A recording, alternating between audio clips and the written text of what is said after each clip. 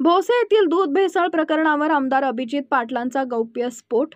सुस्ते येथील कार्यक्रमात बोलताना माढ्याचे लोकप्रिय आमदार अभिजित पाटील यांनी सांगितले, दूध भेसळ प्रकरणातील धक्कादायक प्रकार यांनी मोठी खळबळ उडवून दिली आहे। भोसे येथील दूध भेसळ प्रकरणातून हजारो लिटर केमिकल जप्त करण्यात आलं होतं आणि त्यातून जवळपास 1.5 लाख लिटर भेसळयुक्त दूध तयार होणार होते आणि ते मुस्लिम समाजाच्या पवित्र रमजान सणाला त्याचा वापर करणार होते असं सांगून खळबळ उडवून दिली आहे। आता समाधान दादा बोलले तसं समाधान दादाच्या मतदारसंघात पण महिला बचत गटाचं जाळं त्या ठिकाणी यांच्या सप्तशृंगी परिवाराचं आहे। आमच्या राजेभाऊ खरेंच्या पण मतदारसंघात सप्तशृंगी परिवाराचं महिला बचत गटाचं जाळं आहे। त्या माध्यमातून असेल माझ्यासाठी तर रात्रंदिवस त्या ठिकाणी माझ्या सोबत फिरून सर्व सुस्ते आणि अतुल चव्हाण आणि सर्व सहकारी हे तर सुस्त तर बघायचे पण ह्यांनी एक गावं तिकडची पण घेतली ती पैलवान यांनी सगळ्यांनी आणि तिकडे पण जायचे इकडे यायचे दिवसा तिकडे प्रचार रात्री इकडं एक दिवस थांबत नव्हते रात्रीचा दिवस करून त्या ठिकाणी माझ्यासारख्या एका सामान्य पोराला त्या ठिकाणी आपण संधी दिली। आज मगाशी भाऊनी बोलताना सांगितलं की आपल्या परिसरातले जे म्हणून विषय आहेत ते आम्ही विधानसभेमध्ये मांडण्याचा तिन्ही लोकांनी आम्ही प्रयत्न केला। मग पंढरपूरचा घाण पाण्याचा विषय असेल दादांनी असेल मी असेल त्या ठिकाणी भाऊ उठून उभा राहिले आम्ही सगळ्यांनी मिळून तो स्वच्छतेचा विषय असेल आज समाधान दादा पंढरपूरचं सगळं घाण पाणी ह्या नदीत येतंय आणि नदीत आलं की मग शेगाव देगाव अजून सोंड सुस्त आम्हाला सगळं घाण पाणी आणि त्या ठिकाणी आमच्या नदीच्या कडेनं त्या ठिकाणी शेती असतील वस्त्या असतील आता ही नदीच्या कडेला जातो आणि मग ती घाण पाण्यानं आजारी पडण्याचं खूप मोठं प्रमाण आहे।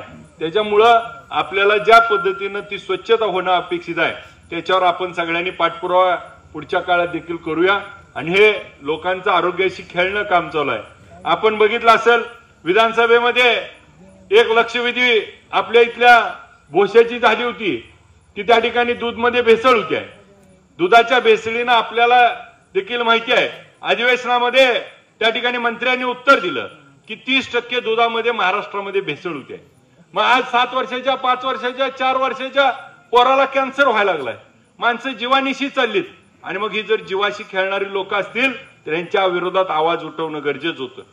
समाधान दादा त्या माणसानं 2016ला 2019ला 2020ला आणि राजेभाऊ 2025ला एकच माणूस 4 वेळा त्या ठिकाणी तोच धंदा करतोय आणि मग त्या ठिकाणी त्याच्याकडे मेलामाइन म्हणून जे घातक केमिकल आहे ती त्याच्याकडे सापडलं होतं।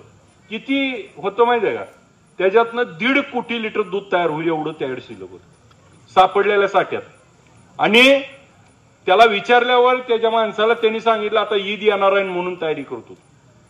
म्हणजे किती जीवाशी खेळतेत आणि घातक काय आहेत ह्या गोष्टीवरती मग तुम्ही आम्हाला त्या ठिकाणी निवडून का दिलंय ह्या समाजातल्या वाईट गोष्टी बाजूला करण्यासाठी म्हणून आम्ही तो विषय लावून धरला।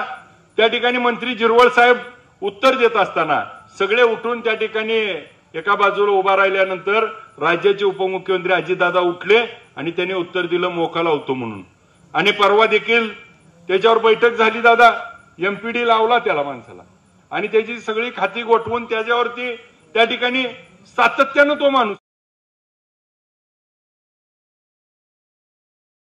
करतोय आणि इतकं घातक आहे की स्वतः जीवाशी खेळलं जात। दुसऱ्या बाजूला आज जीवाशी खेळतंय आणि दुधाचे भाव देखील त्या ठिकाणी या अशा केमिकलच्या दुधामुळे खाली येत आहेत। दुसऱ्या बाजूला दुधाचे भाव वाढतील